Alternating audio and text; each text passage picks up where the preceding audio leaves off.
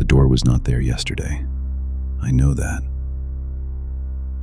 because I had walked down that hallway every single day for 3 years. 3 years. The hallway was narrow, just wide enough for one person. 4 doors lined the walls. The paint was old and faded, and at the very end, near the stairwell, a light that flickered. Always flickered, like it was trying to say something, but never could. Nothing in that hallway ever changed. Until one morning, it did. I stepped out of my apartment, turned toward the stairwell, and stopped. Between my door and the end of the hall, there was a 5th door. No number on it, no welcome mat, no nameplate. Just plain wood, darker than the others. It looked old, not old like the building, old like stone that has never seen light.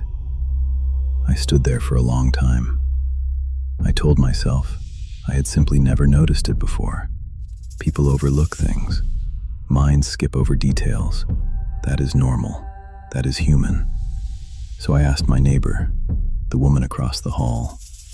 She frowned at me and said, "What door?" I pointed. She looked. She frowned again. Then she went back inside. Later, I found the old man who lived downstairs. He went quiet when I asked him.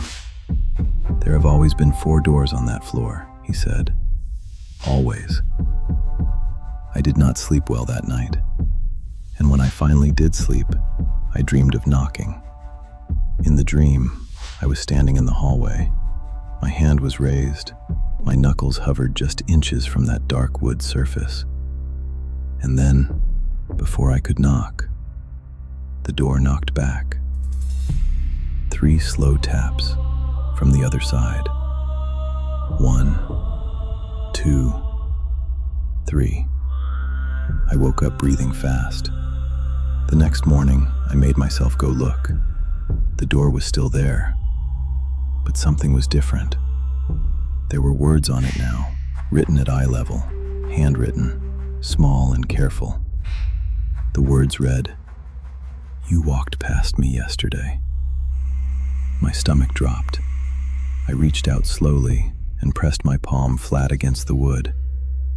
It was warm. Not warm the way wood gets when sunlight hits it. Warm the way skin feels. Warm like something living. From the other side of the door, I heard breathing. Slow, steady, patient. Like whatever was there had been waiting a long time and was perfectly willing to wait longer. Then something moved at the bottom of the door. A thin white rectangle slid out from underneath and stopped at my feet. A photograph. I picked it up. It was me, standing in the hallway, eyes closed, completely asleep but still on my feet, still standing, still there. I turned it over. On the back, in that same careful handwriting, were the words, "This is where you go when you do not notice." I ran. I did not take the elevator. I took the stairs.